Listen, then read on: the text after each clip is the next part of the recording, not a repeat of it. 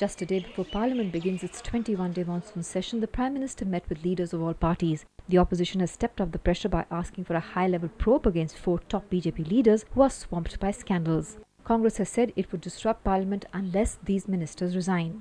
There is no question of accepting an ultimatum from anybody. Nobody can dictate terms to Parliament, said Venkaiah Naidu.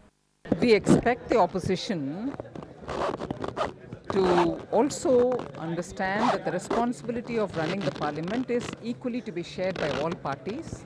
The government will certainly discuss, consult, talk with all the parties and move forward.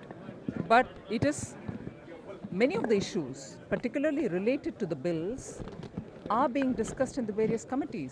And so my understanding is everything that has to be said about the bills in every detail is obviously said in the committees. So after that, we hope that the Parliament, because the people of India want these reforms to move forward with constructive inputs. The list includes HRD Minister Smriti Irani, who's been accused of misstating details of her college degree, and MP Chief Minister Shivraj Singh Chauhan, whose government is engulfed with a scandal over bribes in exchange for state jobs.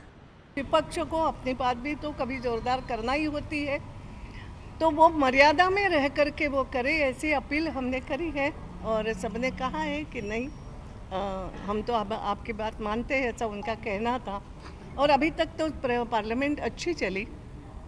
अभी 21 जुलाई से 13 अगस्त तक का जो समय है, करीब 102 घंटे parliament का है। ज़्यादा भी अगर देर रात बैठेंगे तो और ज़्यादा हो जाएगा। अनेक जो विषय आएंगे उसकी जानकारी आपको भी पार्लियामेंट्री अफेयर्स से मिली होगी, उन्होंने बाकी नेताओं को भी दी है।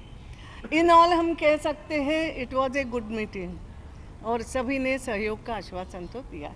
A united opposition has demanded an investigation against Foreign Minister Sushma Swaraj as well as Rajasthan's Chief Minister Vasundhara Raje for extending favours to tainted cricket tycoon Lalit Modi. राष्ट्रीय Congress party अपनी मांग इस वर्षावाली सत्र में कायम रखेगी कि यदि मध्य प्रदेश में व्यापम की निष्पक्ष जांच अगर होगा तो वहां से शिवराज सिंह चौहान जी का इस्तीफा तुरंत होना अनिवार्य है। उसी तरह से राजस्थान में वसुंधरा जी जिस चारों तरफ से भ्रष्टाचार के आरोप से घेरी हुई हैं, राजनीतिक धर्म ये कहता है कि उनको तुरंत इस्तीफा देना चाहिए।